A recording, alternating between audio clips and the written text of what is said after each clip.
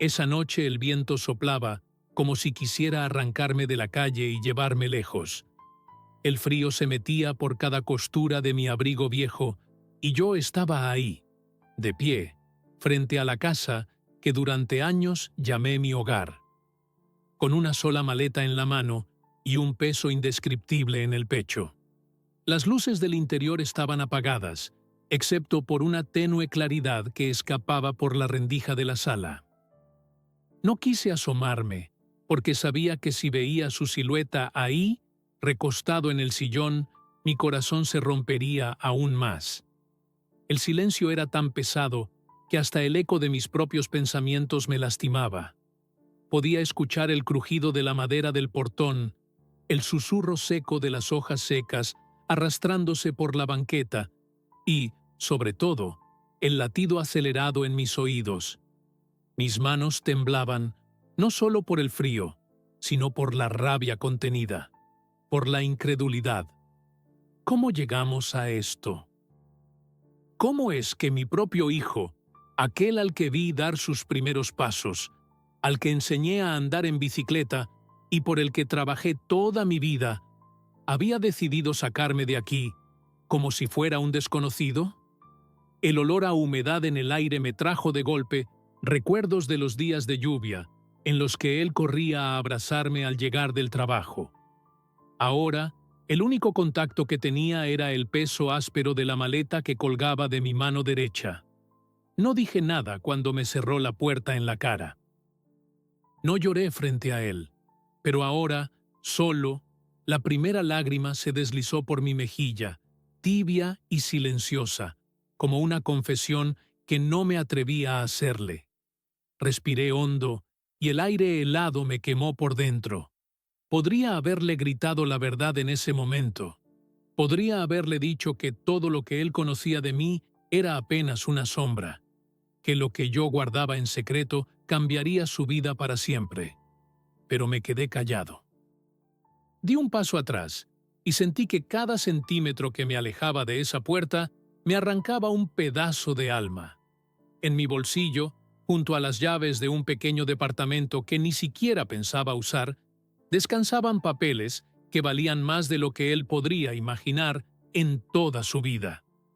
Papeles que, por ahora, seguirían siendo mi secreto. Me detuve en la banqueta, bajo la luz amarillenta de un farol que parpadeaba como si fuera a apagarse en cualquier momento. El viento me golpeó otra vez y escuché a lo lejos el motor de un coche acercándose, pero no era él. Nadie venía por mí.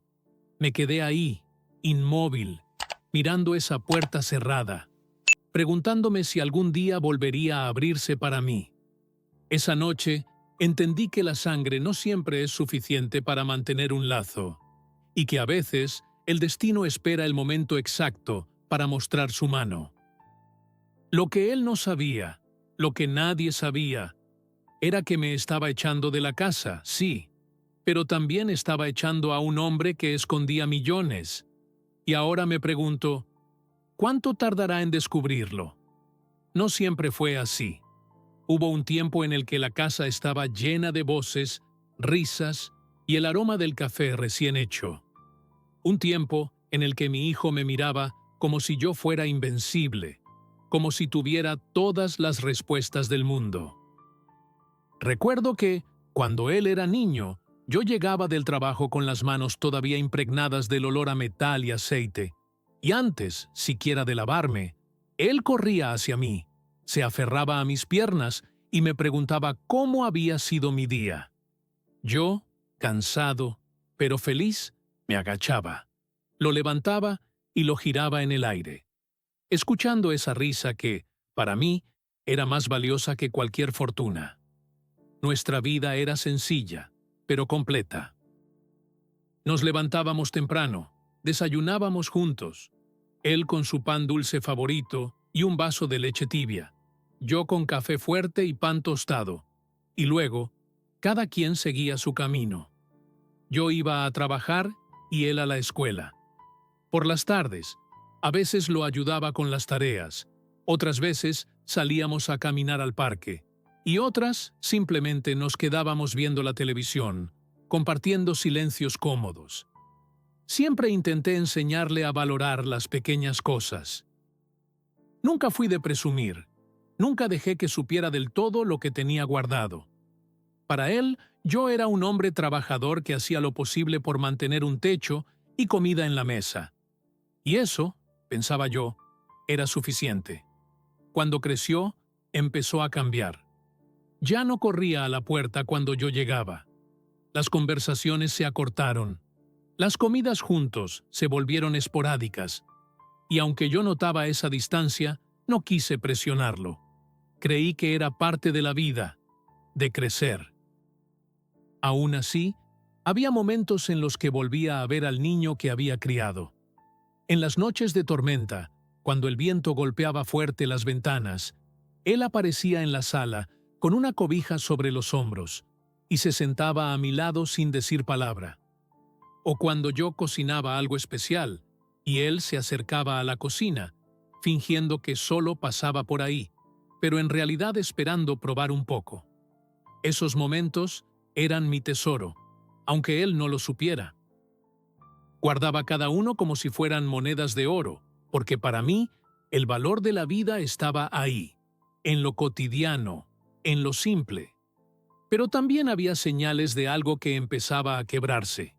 Pequeños comentarios, gestos de impaciencia, miradas que evitaban encontrarse con las mías. A veces hablaba de dinero, de cómo la vida no avanza si uno no arriesga. Y yo, en silencio, me preguntaba si algún día me vería como un obstáculo. En aquel entonces, yo todavía pensaba que el lazo entre nosotros era irrompible. Creía que, sin importar las diferencias, el respeto y el cariño que nos teníamos bastarían para mantenernos unidos. No imaginaba que la misma casa que un día nos dio cobijo sería testigo de palabras que jamás pensé escuchar de su boca. En mi mente guardaba una certeza. El día que él necesitara ayuda de verdad, yo estaría ahí. No importaba lo que costara.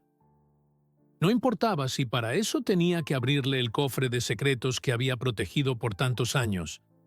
Pero lo que yo no sabía era que antes de llegar ese momento, el orgullo de ambos nos arrastraría hacia un abismo del que no sería fácil salir. El día de la ruptura no empezó con gritos, empezó con una taza de café tibio y un sobre en la mesa. «Es un plan de inversión», dijo él, entrando a la cocina con el celular en la mano y los ojos brillando. «Si vendemos la casa y metemos todo aquí, en 6 meses duplicamos. Es ahora o nunca». Yo respiré hondo. «Hijo, una casa no es una ficha de casino. Aquí creciste. Aquí está tu historia». Él chasqueó la lengua. «Historia no paga cuentas, papá. Tú no entiendes cómo se mueve el dinero hoy». Se sentó frente a mí, deslizando el sobre. Diagramas, proyecciones, palabras en inglés que intentaban sonar a certeza. Lo escuché sin interrumpirlo. Cuando terminó, le tomé la mano al papel y lo cerré con cuidado. «No». Esa sola palabra encendió la chispa. «¿Cómo que no? Ni siquiera lo vas a pensar». «Ya lo pensé. El riesgo es altísimo. No voy a vender el techo donde vivimos por una promesa». Se rió, pero no era una risa de humor. Era una risa afilada. «Claro, el gran sabio de los ahorros, toda la vida guardando centavos y creyendo que eso es ser responsable». «Es ser prudente», dije. «La prudencia también alimenta». Él golpeó la mesa con la palma. El café tembló. «Tú no crees en mí. Nunca creíste. Cuando quise estudiar otra cosa, me dijiste que era una fantasía. Cuando quise cambiar de trabajo, me dijiste que era un capricho. Siempre me frenas». Sentí un nudo en la garganta. «Te frené de caerte, no de crecer». «¿Crecer?», escupió. «Lo único que sabes es sobrevivir. Eres mediocre. Y por eso lo soy yo también, ¿no?». «¿Por qué me arrastraste a tu miedo?». La palabra me atravesó. «Mediocre». La repetí en silencio, como si el eco me empujara contra la pared. «No me hables así», dije bajo. «¿Y cómo quieres que te hable?». Alzó la voz, los ojos vidriosos. «Estoy harto de vivir como si el futuro fuera un fantasma. Quiero apostar por mí, por una vez. Solo necesito que firmes». Ahí entendí. No era la casa. Era su necesidad de que yo lo avalara. Me enderecé en la silla. «No voy a firmar. Si te caes, quiero que tengas dónde volver». «No necesito volver». La silla rechinó cuando se levantó. Caminó por la cocina como una fiera enjaulada. «Siempre creí que algún día me verías, pero para ti sigo siendo un niño que no sabe nada». «Para mí eres mi hijo», dije, tratando de mantener la voz firme. «Eso significa que me toca cuidarte, incluso de tus impulsos». Se detuvo. Me miró con una mezcla de rabia y dolor. «No quiero tu cuidado, quiero tu respeto». El silencio cayó pesado. Afuera empezaron a ladrar perros, como si el barrio entero supiera que algo se estaba rompiendo. Yo apreté el sobre entre los dedos. «No voy a jugar la casa». «Entonces juega solo tu vida», murmuró. Tomó el sobre de un tirón y lo arrugó. «A partir de hoy, mis decisiones no pasan por ti». «Eso siempre fue así», respondí, sin levantarme. «Pero no uses mi techo como moneda». Se quedó quieto, respirando fuerte. Luego dijo lo que nunca pensé escuchar. «Si no ayudas, estorbas». Fue un cuchillo. Sentí que me quedaba sin aire. Él bajó la mirada, como si también le doliera, pero no dio un paso atrás. «Voy a conseguir el dinero como sea, y cuando lo logre, no vengas a decir que fue gracias a tus consejos». Yo no contesté. Luego de unos segundos que parecieron horas, di un paso hacia la estufa para apagar el café. «Aquí tienes tu desayuno», dije. «Aunque no quieras nada mío, come». No lo tocó. Caminó hacia la puerta. Antes de salir, lanzó la última piedra. «Algún día entenderás que tu miedo nos hizo pequeños». Y se fue. Me quedé solo en la cocina, con el olor a café frío y la silla vacía del otro lado de la mesa. Sabía que algo se había quebrado. No fue por el dinero, ni por la casa. Fue por esas palabras que abren heridas y, aun cuando cicatrizan, dejan una marca que late con cada recuerdo. Ese día dejamos de mirarnos como antes. Y el silencio, desde entonces, aprendió a vivir con nosotros. El tiempo no pasó de golpe. Fue goteando, día tras día, como una llave mal cerrada que no deja dormir. Al principio, pensé que la distancia sería temporal, una pausa necesaria para que la rabia se enfriara. Pero la pausa se volvió costumbre, y la costumbre, muro. Las mañanas cambiaron de sonido. Antes escuchaba sus pasos apurados por el pasillo, el portazo suave cuando salía a trabajar, el murmullo de su música en el baño. Ahora solo estaba el zumbido del refrigerador y el reloj de pared marcando segundos como gotas en una tina vacía. Preparaba café para dos por inercia, y luego me sorprendía a mí mismo sirviendo solo una taza, mirando la otra como si en cualquier momento su mano fuera a reclamarla. Las palabras también se hicieron escasas. Un mensaje de «luego hablamos» se volvía 2 días en silencio. Una llamada perdida se convertía en «disculpa, ando a las carreras» y promesas que no encontraban fecha. Descubrí que el silencio tiene texturas. A veces es una neblina que te envuelve sin dolor. Otras es lija que raspa por dentro. Yo caminaba por la casa en pantuflas para no hacer ruido, como si cualquier sonido brusco pudiera quebrar lo poco que quedaba entre nosotros. Saqué algunas fotos de la sala para empolvarlas menos, me dije.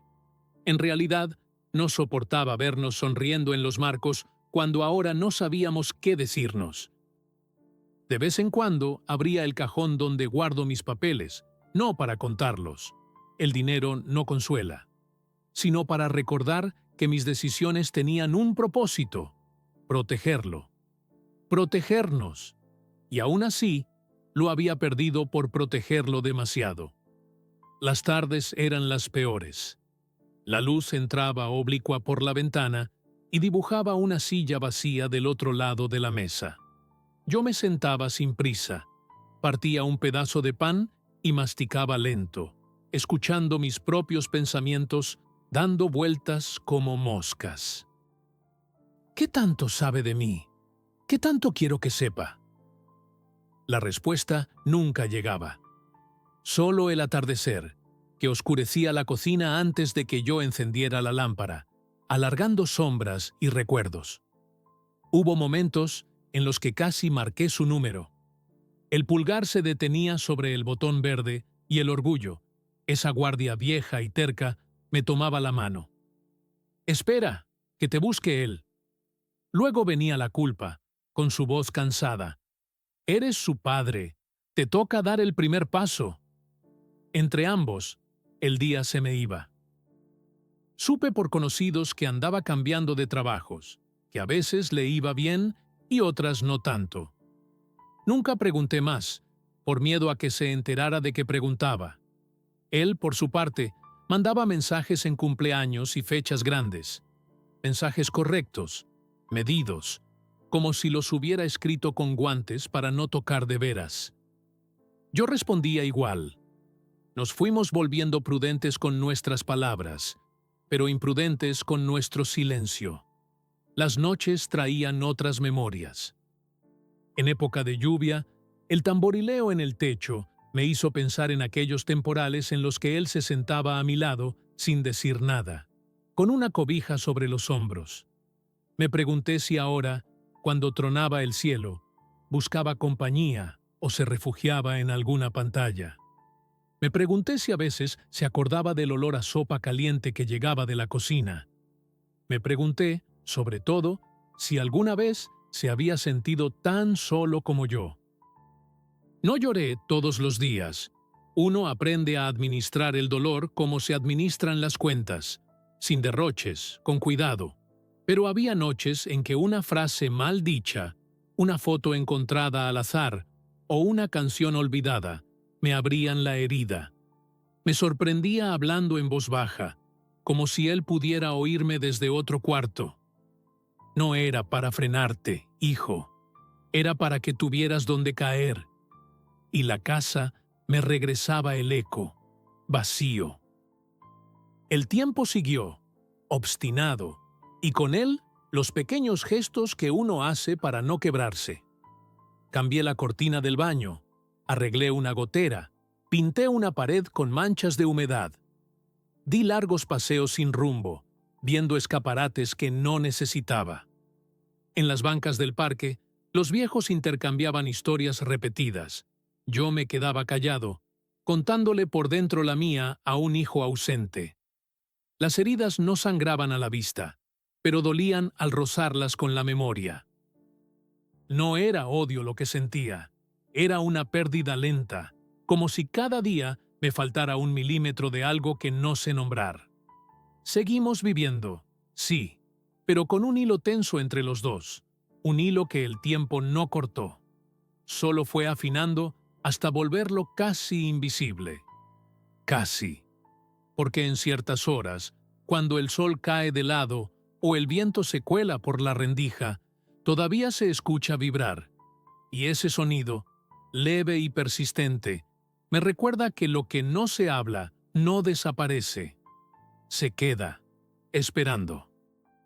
No pensé que el destino fuera a tocar tan pronto a la puerta, y menos de esa manera. Era una tarde gris, con un cielo que parecía no decidirse entre llover o quedarse inmóvil. Yo estaba en la cocina, sirviendo café, cuando el teléfono sonó. El número no me decía nada, pero la voz al otro lado sí. Era Laura, una vecina de toda la vida. «Oye, no sé cómo decirte esto». Su tono era más bajo que de costumbre. «Vi a tu hijo. Y no estaba bien. Sentí que el café se me enfriaba en la mano. ¿Qué pasó? Se veía cansado. Muy mal. Dijo que había tenido un accidente con el coche, que perdió más de lo que podía pagar y creo que está enfermo. Lo vi toser sin parar y ni siquiera llevaba un abrigo. Hizo una pausa. Está solo. Colgué despacio, como si necesitara que el silencio confirmara lo que había escuchado.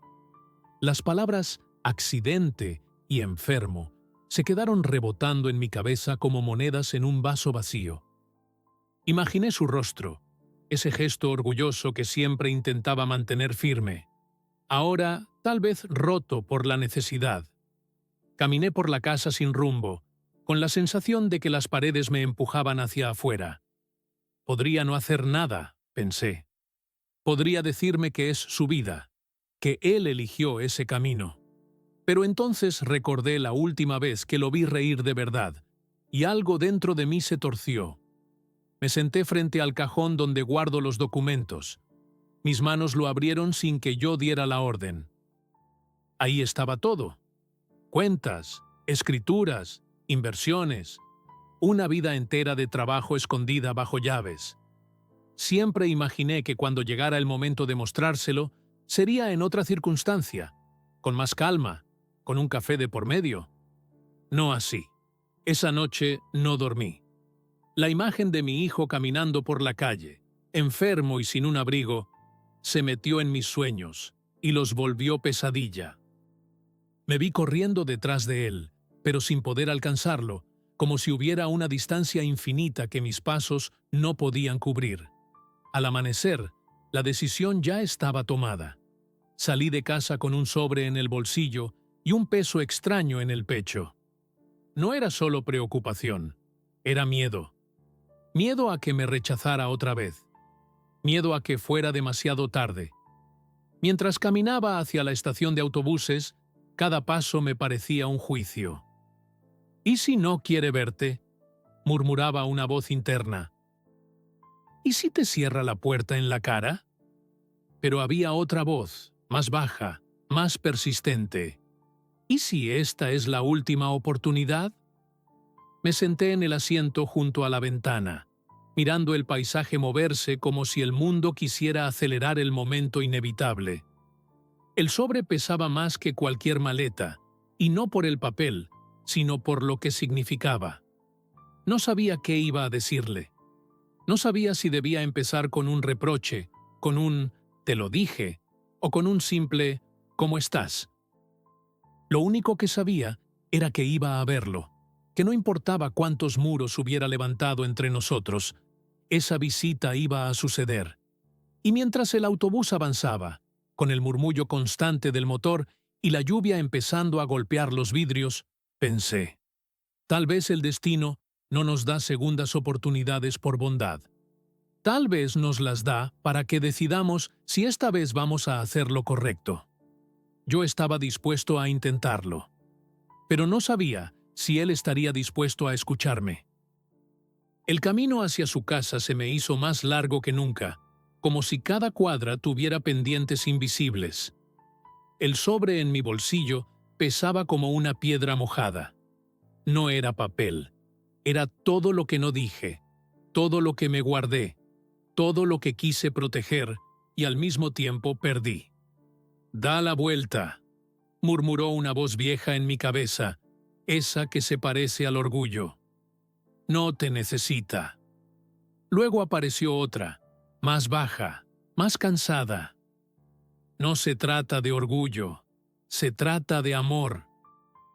Caminé con esas dos voces jalándome en direcciones opuestas, como si fuera una cuerda tensada a punto de reventar.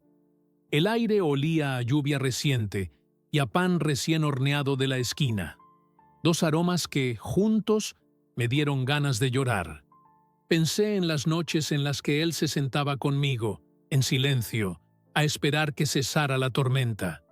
Pensé en sus manos de niño, tibias, confiadas, que se aferraban a mis dedos para cruzar la calle. Ahora yo era el que necesitaba cruzar. Una avenida de orgullo, miedo y vergüenza. En la parada del semáforo me quedé mirando el reflejo de mi cara en el vidrio de un local cerrado. Ojeras, arrugas, la piel vencida por el tiempo. ¿Qué vas a decirle?, me pregunté. Ensayé frases torpes. Hijo, perdóname. ¿Necesitas ir al médico? Traigo algo para ayudarte. Todas se deshacían antes de llegar a la lengua. ¿Y si su puerta no se abre? ¿Y si sí se abre, pero sus ojos están más fríos que la noche en que me echó? El miedo no ruge, sisea. Y ese siseo se me metió en el pecho. Seguí. Cada paso era una moneda lanzada al pozo. Deseo y temor al mismo tiempo. El sobre rozaba mi muslo y el sonido del papel contra la tela me resultó insoportablemente vivo, como un reloj que marca un plazo que no sé si quiero cumplir. Toqué el borde con la yema de los dedos. La rugosidad del cartón me trajo a tierra. Estoy aquí. No corro. No huyo. En la última cuadra, las luces de los postes tenían esa vibración mínima que a veces pasa desapercibida. Yo la sentí como un zumbido dentro de la cabeza. El corazón me golpeaba la camisa como si quisiera escapar. Respira, me dije. Inhalé contando hasta 4, exhalé contando hasta 6, como me enseñaron una vez para domar el pánico. Sirvió por 3 segundos. Luego volvió la oleada. Me imaginé tocando el timbre y escuchándolo preguntar «¿Quién es?», con esa voz que ahora casi no recuerdo, sin la aspereza del enojo. Me imaginé la escena perfecta. Él abre, yo le entrego el sobre. Nuestras miradas se vacían y se llenan al mismo tiempo. Nos sentamos, hablamos. Y luego imaginé la otra. Él ni me mira. Toma el sobre como si fuera basura. Me cierra la puerta y el eco de ese golpe me acompaña el resto de mis días. Me vi envejeciendo con ese eco. Me dio miedo de mi propio miedo. Me detuve frente a una vieja reja pintada de verde, donde alguien había clavado una maceta con geranios. Toqué una hoja, áspera por el polvo. «No vengas a salvarlo», susurró el orgullo. «Déjalo que aprenda». «No vine a salvarlo», respondí. «Vine a no perderlo». A veces hablar en voz baja con uno mismo es el único modo de escuchar la verdad. Di los últimos pasos. Ahí estaba su puerta. Un rectángulo café, con una marca de golpe a la altura de la chapa. El foco del porche parpadeaba. El olor a humedad subía desde el patio y me heló los tobillos. Quise frotarme las manos, pero me descubrí apretando los puños. Los abrí, conté los dedos, como si necesitara asegurarme de que seguían ahí, listos para tocar. La mente, traicionera, comenzó a proyectar diálogos imaginarios. «No debiste venir». «Lo sé, pero vine». «¿Para qué?» «Para que no te quedes solo». Me tembló la voz sin haber dicho nada. El cuerpo recuerda lo que la boca todavía no pronuncia. El sudor frío me corrió por la espalda. Pensé en dar media vuelta. Nadie sabría que estuve aquí. Nadie, excepto yo. Y yo ya no quería seguir siéndome cómplice. Saqué el sobre. Lo sostuve a la altura del pecho.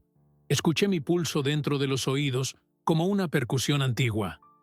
«No traes dinero», me regañé. «Traes una puerta». Porque eso era. Una puerta hacia una conversación posible, hacia un tratamiento si estaba enfermo, hacia un techo si no lo tenía, hacia un perdón si todavía existía. No el perdón perfecto, sino el que se construye torpe, con tablas viejas que crujen, pero aguantan. Me acerqué un paso más. El piso del porche chirrió. Toqué la madera con los nudillos sin hacer ruido, apenas una caricia, como si fuera un ensayo. Cerré los ojos. Recordé su risa de niño, el primer diente que se le cayó, el día en que me dijo, «Papá, ya puedo solo». Tal vez hoy me toque decirle, «No tienes que poder solo». Abrí los ojos. La noche parecía contener el aliento conmigo. Levanté la mano. El frío del aire me pinchó la piel. La bajé y la volví a subir. 1, 2, 3 respiraciones. Y entonces, con el corazón empujándome desde dentro y todas mis dudas dándome la espalda, dejé caer los nudillos hacia la puerta. Toqué la puerta. 3 golpes. El eco se quedó pegado al pasillo como un murmullo viejo. Tardó en abrir.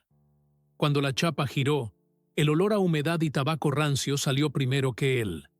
Apareció con los ojos hundidos, la barba crecida y una chamarra demasiado delgada para el frío. ¿Qué haces aquí? Su voz raspó. Me tomé un segundo para mirarlo bien, como si el tiempo me diera permiso. Vine a verte. No necesito nada. Quiso cerrar. Apreté el sobre contra el pecho. Yo sí. Se detuvo. Apretó la mandíbula. Me dejó pasar sin mirarme del todo. Adentro, el foco de la sala parpadeaba, y el sillón tenía una cobija hecha bola. Sobre la mesa, frascos de pastillas abiertos y una receta médica arrugada. Tragué saliva. ¿Estás enfermo? ¿Una infección? Nada, mintió con la mirada desviada. ¿Para qué viniste? Respiré hondo. Sentí el papel ceder bajo mis dedos. Para que dejemos de hablarnos a medias. Para que... Me falló la voz. Para no perderte. Se rió sin ganas. Ya me perdiste el día que decidiste que sabías qué era mejor para mí. No era eso. Me acerqué a la mesa y enderecé los frascos. Era miedo. ¿Miedo a qué? A que te cayeras tan hondo que no encontraras el camino de vuelta. El silencio se estiró entre nosotros. Él apretó los puños. Siempre lo mismo. Tu prudencia. Tus no. ¿Sabes lo que es sentir que tu propio padre no cree en ti? Lo sé demasiado, dije, porque ahora siento que mi hijo no cree en mí. Chocaron nuestras miradas, duras, cansadas. Se me aflojaron las rodillas, pero me mantuve de pie. Saqué el sobre y lo puse sobre la mesa, junto a la receta.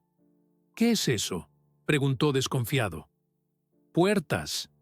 Deslicé el sobre hacia él. Abren cosas. Lo tomó con desgano, como si esperara un sermón escrito. Cuando vio los primeros documentos, su ceño se frunció. Pasó una hoja, luego otra. Sus ojos cambiaron de ritmo. ¿Qué? ¿Es esto? Años, dije con calma. Años de trabajo, de ahorrar, de invertir sin hacer ruido. Cuentas, acciones, escrituras. Es mucho, hijo. ¿Mucho? ¿Cuánto? La pregunta le salió apenas en un hilo. Lo suficiente para que no te falte techo, tratamiento, tiempo, ni segundas oportunidades. Se quedó mudo. El papel le temblaba en las manos. ¿Desde cuándo? Desde antes de que aprendieras a andar en bicicleta, contesté con una sonrisa triste.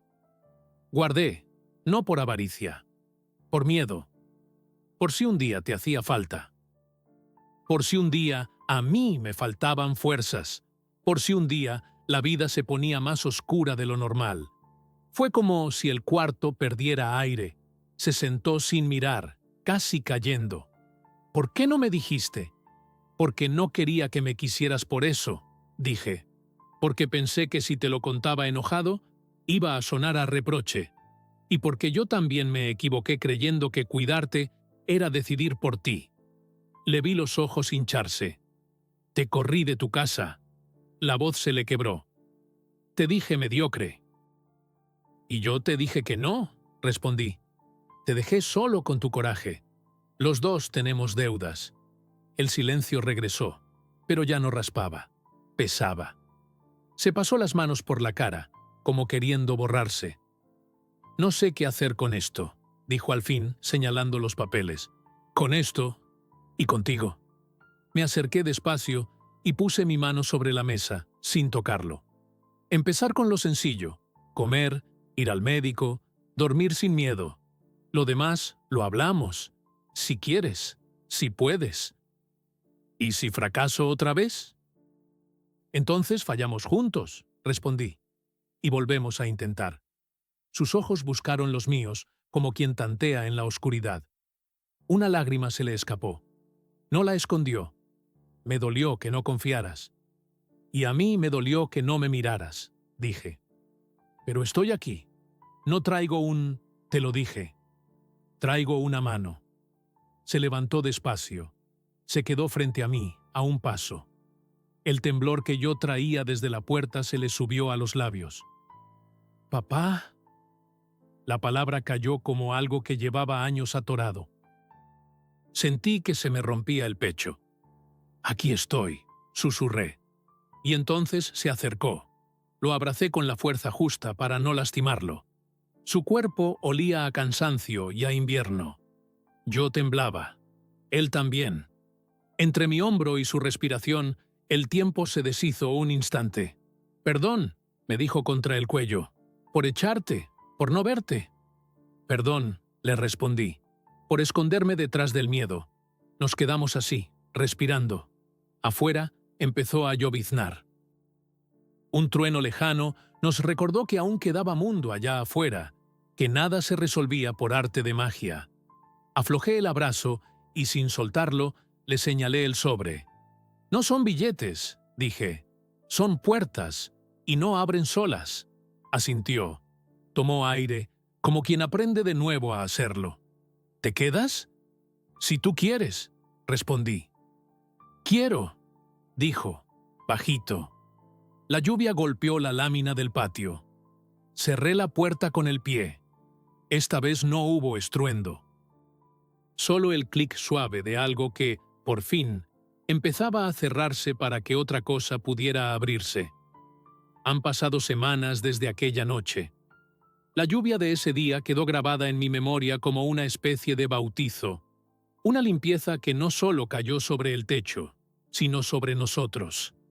Desde entonces, la casa de mi hijo ya no es un lugar que me cierra la puerta en la cara, sino uno que, aunque todavía tiene paredes frías, poco a poco vuelve a encender la luz. No nos convertimos de inmediato en una familia perfecta. Eso no existe. Pero aprendimos a movernos sin tropezar tanto en el orgullo. Él empezó a dejarme entrar, no solo a su casa, sino a sus preocupaciones.